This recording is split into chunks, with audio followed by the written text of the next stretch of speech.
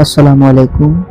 আজকে আপনাদের দেখাবো কিভাবে আমের জুস বানাতে হয়। আমের জুস বানানোর জন্য আমরা প্রথমে আম কেটে নিয়ে নিচ্ছি।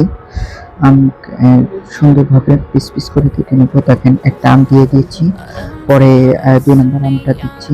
২ নম্বর আমটা দিয়ে দিচ্ছি। স্লাইস করা আম ভালোভাবে কাটতে হবে।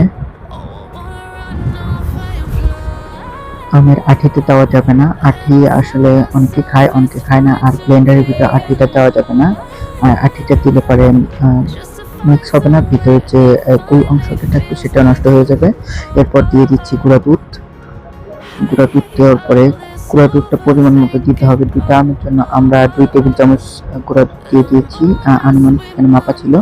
তো সাথে লবণ দিয়ে দিচ্ছি স্বাদ বাড়ানোর জন্য। তো লবণের পরিমাণ স্বাভাবিক দিয়ে দিতে হবে। আর এই যে সাথে বরফ কুচি দিয়ে দিচ্ছি। আমরা বরফ কুচি না থাকার কারণে ফ্রিজের বোতলে পানি ছিল, সেখানে বরফ ছিল, পরে কেটে দিয়ে দিচ্ছি। তো বরফ কুচি দিয়ে দেওয়া হয়ে গেলে পরবর্তী আমরা ব্লেন্ড করে নেব বা পরবর্তী মিক্স করে নেব। মোটামুটি আমাদের রেডি।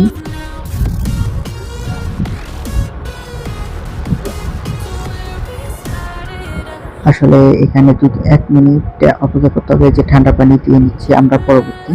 ঠান্ডা পানি দেওয়া হয়ে গেলে এখন দিয়ে দিব কনডেন্স মিল্ক এবং চিনি। তো চিনি দিয়ে দিচ্ছি 2 টেবিল চামচ, পরে ব্লেন্ড করে নিচ্ছি। ব্লেন্ডের সত্যি কথা বলতে ব্লেন্ডটাই ভালোভাবে করতে হবে, তাহলে মিল্কশেকের আসল স্বাদ পাওয়া যাবে। তো মিল্কশেকের আসল স্বাদটা পেতে হলে আমাদের ব্লেন্ডটা করাই জরুরি। অবশেষে আমাদের তৈরি হয়ে গেল সুন্দর সেই মিল্কশেক। ধন্যবাদ সবাই।